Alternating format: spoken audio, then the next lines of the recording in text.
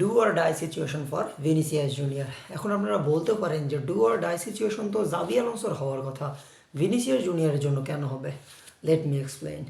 গত ম্যাচটা যেটা রিয়াল মাদ্রিদ সান্তিয়াগো বার্নাবিউতে লাস্ট খেলেছিল, ওই ম্যাচটাতে যখন 83 মিনিটে ভিনিসিয়াস জুনিয়রকে সাব অফ করা হয় তখন রিয়াল মাদ্রিদ ফ্যানরা তাকে বু করতে থাকে।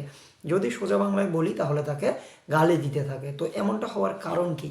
এমনটা হওয়ার কারণ হচ্ছে লাস্ট 17 ম্যাচে ভিনিসিয়াস জুনিয়রের পা থেকে রিয়াল মাদ্রিদ কোনো গোলের দেখা পায়নি এবং বর্তমানে রিয়াল মাদ্রিদের কাছে কিলিয়ান এমবাপে নেই।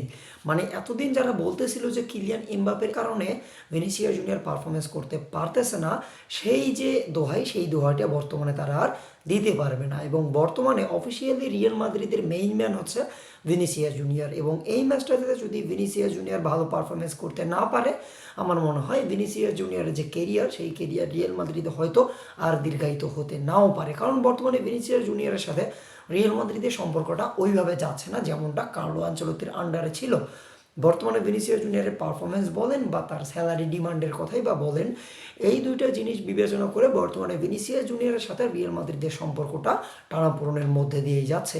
এবং আমার মনে হয় ভিনিসিয়াস জুনিয়র যদি খুব তাড়াতাড়ি গোলে না ফেরে তাহলে ভিনিসিয়াস জুনিয়রের জন্য সম্পর্কটা আরও খারাপ হবে। এবং রিয়াল বেতিসের এগেস্টে রিয়াল মাদ্রিদ সান্তিয়াগো বার্নাবিউতে লাস্ট 9টা ম্যাচে জয় পেয়েছে মাত্র 3টিতে, 4টিতে ড্র এবং 2টিতে রিয়াল মাদ্রিদ হেরেছে। এবং আমার মনে হয় যে ভিনিসিয়াস জুনিয়র এই ম্যাচটাতে ওইভাবে পারফরমেন্স নাও করতে পারে, কারণ এই যে ম্যাচগুলো যেগুলো রিয়াল মাদ্রিদ রিয়াল বেতিসের এগেনস্টে খেলেছে, এই ম্যাচগুলোতে ভিনিসিয়াস জুনিয়রকে তারা ট্রিগার করার ট্রাই করেছে। মানে ভিনিসিয়াস জুনিয়র একটু রাগ বেশি, তো যে ম্যাচটাতে ভিনিসিয়াস জুনিয়রকে একটু রাগিয়ে দেওয়া যায়, সেই ম্যাচটা ভিনিসিয়াস জুনিয়র একটু বেশি কথা বললে বা রেফরির সাথে যদি 2 কথা বেশি বলে, সেক্ষেত্রে ভিনিসিয়াস জুনিয়র একটা ইয়েলো কার্ড পাওয়ার চান্স থাকে।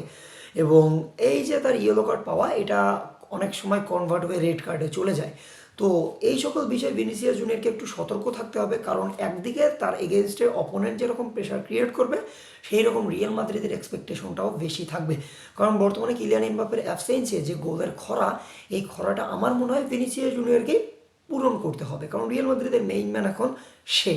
তো এই যে এক্সট্রা চাপ, এই চাপটা রিয়াল মাদ্রিদের হয়ে ভিনিসিয়াস জুনিয়র কি কাটিয়ে উঠতে পারবে কিনা, সেটা আমরা আজকে যে রাত, সেই রাতে অবশ্যই দেখতে পারবো। এরপর আসা যাক জাভি আলোনসোর কথায়। জাভি আলোনসোর যে সমস্যা সেটা হচ্ছে জাভি আলোনসো একটা প্রপার মিডফিল্ডার পায়নি। যখন জাভি আলোনসো রিয়াল মাদ্রিদে জয়েন করে, তখন সে রিয়াল মাদ্রিদ কর্তৃপক্ষের কাছে দাবি করেছিল যে রিয়াল মাদ্রিদে একটা ডিএলপি বা কন্ট্রোলিং মিডফিল্ডার নেই। সে একটা কন্ট্রোলিং মিডফিল্ডার চাইছিল, কিন্তু রিয়াল মাদ্রিদ তখন তাকে সেটা দেয়নি।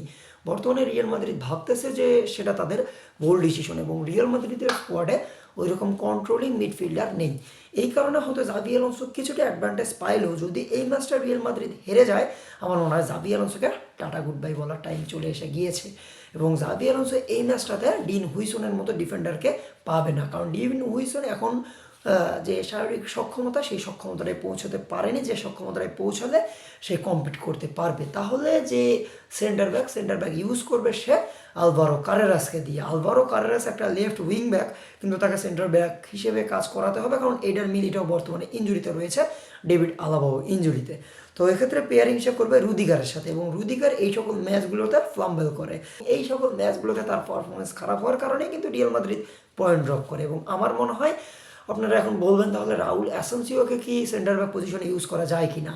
তো ওই যে আমাদের লেফট উইং ব্যাক, সেই লেফট উইং ব্যাকেও তো ফল্ট আছে। তো সেক্ষেত্রে আমাদের ট্রেন্ট আলেকজান্ডার আর্নল্ড বা ডেনি কারভাখাল দুইজনই ইঞ্জুরিতে, এবং আমাদের যে ক্যাপ্টেন ভালভার্দে সে ওই পজিশনে খেলতে চায় না, সে মিডফিল্ডে খেলতে চায়। সেক্ষেত্রে রাউল অ্যাসেনসিওকে ওই জায়গায় ইউজ করাতে হবে বাধ্যতামূলকভাবে। তাহলে মিডফিল্ডে কারা আসবে? তো মিডফিল্ডে যদি রিয়াল মাদ্রিদ কন্ট্রোল ধরে রাখতে চায়, সেক্ষেত্রে আমার মনে হয় কন্ট্রোলিং মিডফিল্ডারকে প্রাধান্য দেওয়া বেশি উচিত। সেক্ষেত্রে শুরু করতে হবে আমাদেরকে চুয়ামেনিকে দিয়ে, এবং তার পাশাপাশি আমার মনে হয় যদি তারা কামাভিঙ্গা এবং ড্যানি সাবাস দুইজনকে স্টার্ট করে সেক্ষেত্রে ভালো হবে। কিন্তু যেহেতু আমাদেরকে ক্যাপ্টেন কুলকে আমাদের মাঠে নামাতে হবে, সেক্ষেত্রে আমার মনে হয় যে ড্যানি সাবাস এক্ষেত্রে নাও নামতে পারে, সেক্ষেত্রে ভালভার্দেকে স্টার্ট দেওয়া হতে পারে। এবং বক্স টু বক্স মিডফিল্ডারের কাজটা করবে এক্ষেত্রে জুড বেলিংহাম, যে কাজটা সে খুব ভালোভাবে করে, এবং জুড বেলিংহামের পা থেকে আমরা গোলও দেখতে পারি। সেক্ষেত্রে আপনারা বলতে পারেন যে অ্যাটাক লাইনের তিনটা যে তিনজন থাকবে, সে তিনজন কে হতে পারে? এই তো আমাদের এক্ষেত্রে কিলিয়ান এমবাপ্পে নাই, সেক্ষেত্রে আমাদের ওই পজিশনটাতে স্টার্ট করবে গঞ্জালো গার্সিয়া।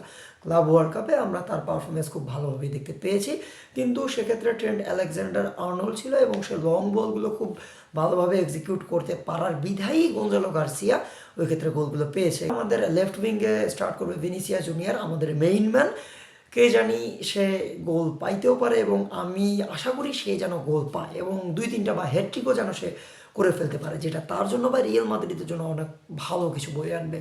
এবং রাইট সাইডে রয়েছে আমাদের ভিনিসিয়াস জুনিয়রের যে পার্টনার বা ডুয়েল আমরা বলতে পারি, রদ্রিগো। রদ্রিগো গত 3 ম্যাচে খুব ভালো পারফরমেন্স আমাদেরকে উপহার দিচ্ছে এবং এই ম্যাচেও আমি আশা করি খুব ভালো কিছু করবে। আমার মনে হয় যে আর্দা গুলারের বিষয়টা, আর্দা গুলার এবং বেলিংহাম দুইজন যেহেতু একই রোলের বা একই কোয়ালিটির, সেক্ষেত্রে আমার মনে হয় যে দুইজনকে স্টার্ট না করাচ্ছে একজনকে স্টার্ট করা ভালো। এক্ষেত্রে আমি জুড বেলিংহামকে প্রেফার করব, কারণ তার ডিফেন্সিভ যে রোলটা সেই রোলটা আর্দা গুলার চেয়ে বেশি, কারণ আর্দা গুলার ওইভাবে ফিজিক্যালিটি নাই।